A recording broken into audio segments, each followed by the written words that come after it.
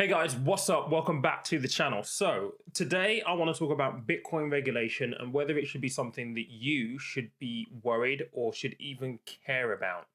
Over the last 2 to 3 weeks, there's been a lot in the news around crypto regulation and some stances being taken, particularly online, around crypto ads.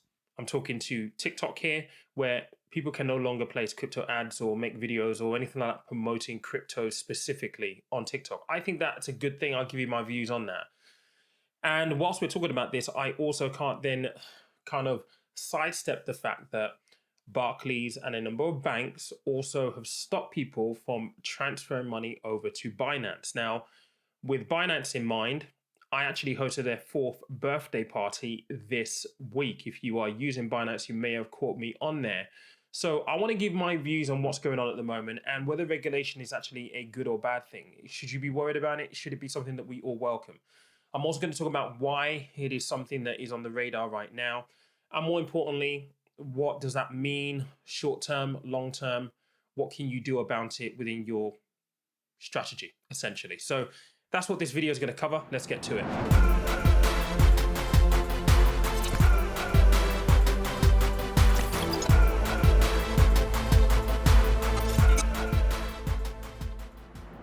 So there's been an increase in interest in Bitcoin and cryptocurrencies recently. We've certainly seen this across the news over the last 2 to 3 weeks where, and even maybe even for the last month, where governments are now looking at cryptocurrency for regulation purposes and they're looking at it very, very closely.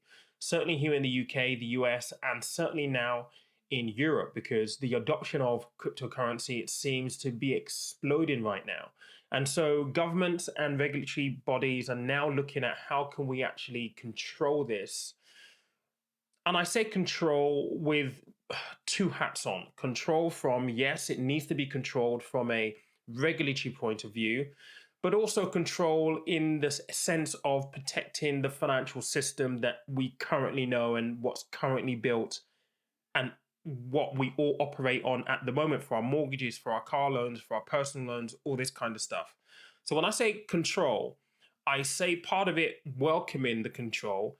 And I also say control with a little bit of trepidation and a little bit of annoyance as well, in the fact that it's control, it's limiting people. And I think many people watching this video will feel that latter sentiment of they're trying to tell us what to do.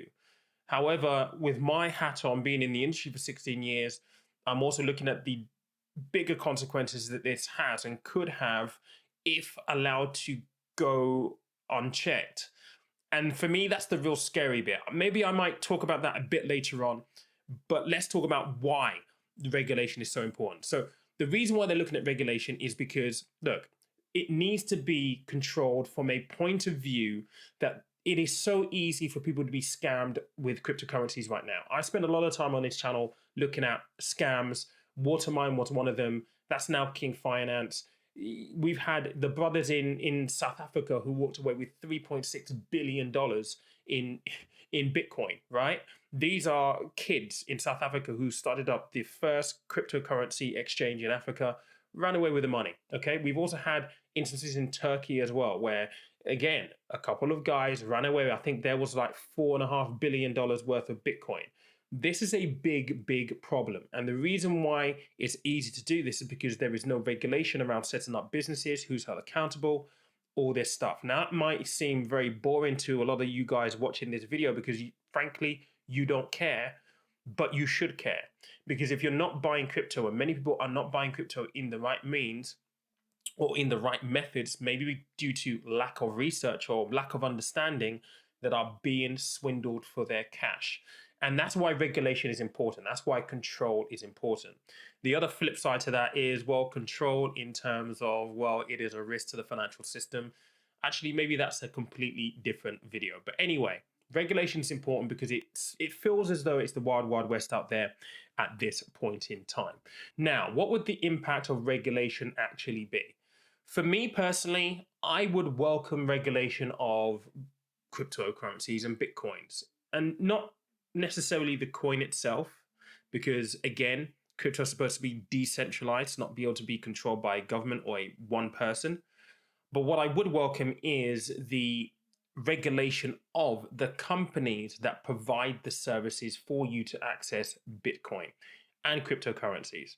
And this is kind of what's been happening at the moment. And I think I've just finished hosting the Binance fourth birthday party literally just this week. That was on Wednesday this week.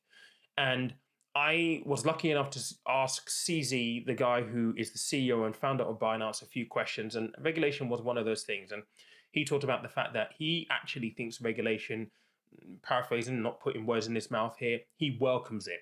And the fact that Binance in themselves have taken, increased their compliance function, I think it was saying 500% in the last few years. So they are expecting more regulation, they are welcoming more regulation.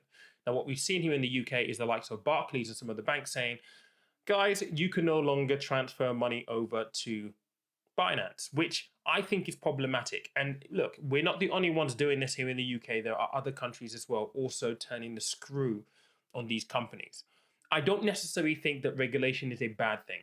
I've certainly spoken to people who have invested in scams, who have lost money, and then try to go to the regulator.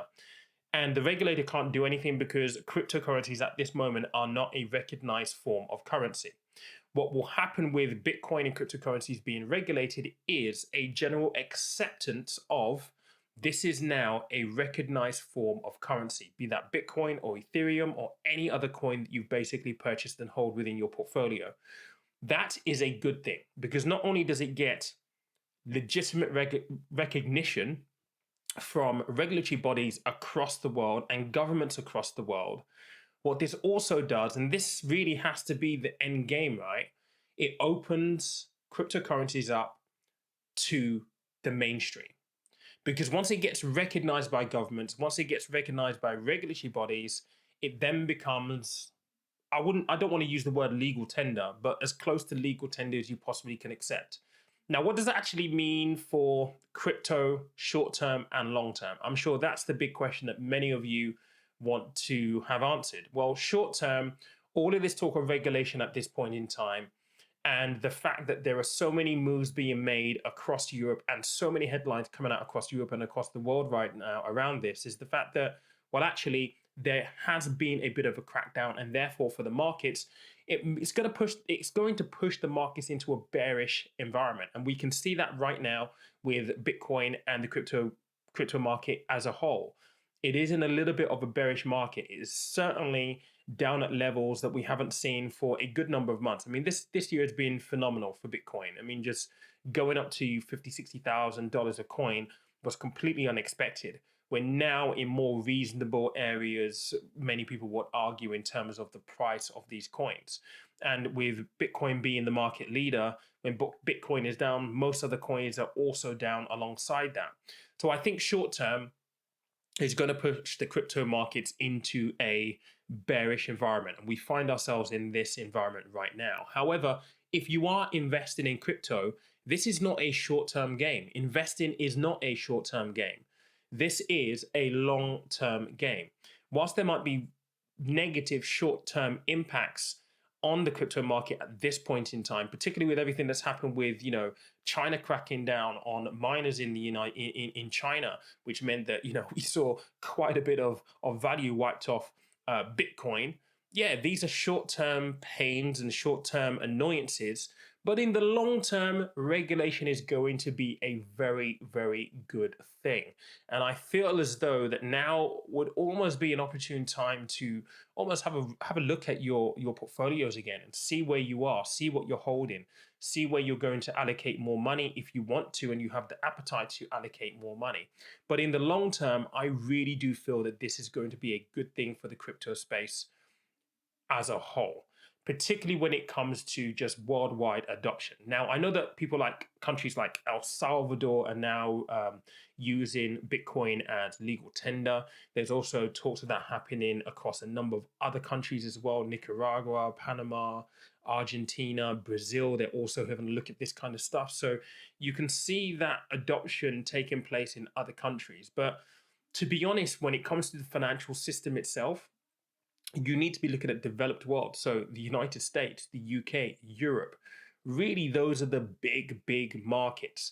And if we can get acceptance recognition within those markets, the minute the hedge funds and the big boys, the pension funds start coming to the party, knowing that it is an environment that is regulated and controlled, I use that word loosely, that can only be a good thing for crypto in the long run. And that's really is my firm belief.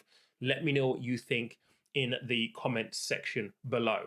So I guess the last question to ask here is, what should be some of the considerations for you if you're holding cryptocurrencies within your portfolio right now?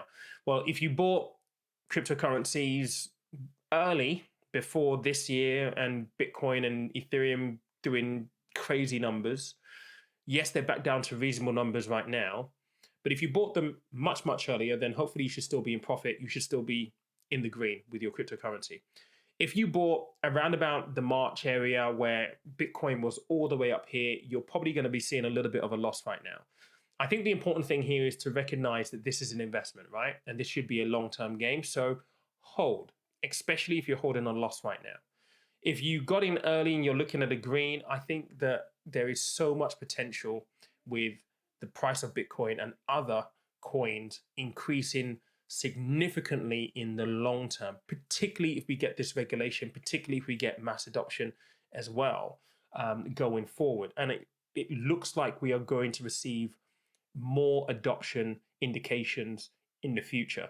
So what should you do? Look, if you're not invested in crypto right now, this is not financial advice. Obviously, you've got to do what you feel is right for you. But if you're not invested in crypto right now, I think the risk is that you're potentially going to lose more than you could gain by not being invested. So holding some form of crypto, I think, is a good idea. I think when you approach this, though, you do need to have a look at it from a pragmatic point of view. And what I mean by that is, don't go and put all your eggs in one basket. So don't go and take your £1,000 and go slam it all into crypto in one go. No, I mean, you need to be a little bit smarter about this and try and diversify as much as you can. And whether you're buying crypto in terms of, Bitcoin or Ethereum or Shiba Inu, Cardano, do your research. Pick the coins that you feel are best for you. Most of my cryptocurrencies in Bitcoin and Ethereum.